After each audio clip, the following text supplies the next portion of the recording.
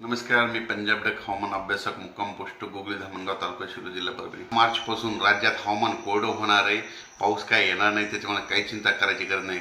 जवळपास 25-27 मार्च पर्यंत हवामान कोरडं राहणार आहे, म्हणून हा अंदाज शेतकऱ्यांना लक्षात घ्यायचा।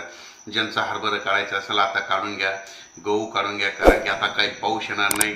परत तुम्हाला एक सांगतो, पूर्व विदर्भात देखील पाऊस नाही येणार, पश्चिम विदर्भात देखील पाऊस येणार नाही, मराठवाड्यात देखील येणार नाही, पश्चिम महाराष्ट्रात देखील येणार नाही, तसेच उत्तर महाराष्ट्रात देखील पाऊस येणार नाही, सातारा सांगली त्या भागात देखील पाऊस पडणार नाही। म्हणजे एकंदरीत परिस्थिती सांगायची झाली तर राज्यामध्ये म्हणजे उद्या 5 मार्च पासून हवामान कोरडं राहणार आहे, दिवसा ऊन तापणार आहे, पण रात्री आणखीन जवळपास 10 तारखेपर्यंत थंडी राहणार आहे, म्हणून हे अंदाज लक्षात घ्यायचा। त्याच्यानंतर 11 तारखेपासून रात्रीची थंडी देखील कमी होणार आहे, दिवसा उन्हाचा पारा वाढत जाणार आहे, म्हणून हा अंदाज लक्षात घ्यायचा।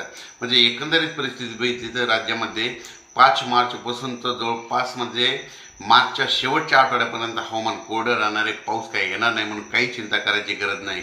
जर अचानक कधी जर वातावरणात बदल झाला तर परत एकदा एक मेसेज दिला जाईल, पण सर्व शेतकऱ्याला सांगतो आता काही अवकाळी पाऊस येणार नाही, काही चिंता करू नका, तुमचं पीक देखील संपूर्ण सुखरूप घरी येणार आहे, म्हणून हे अंदाज शेतकऱ्यांनी लक्षात घ्यावा।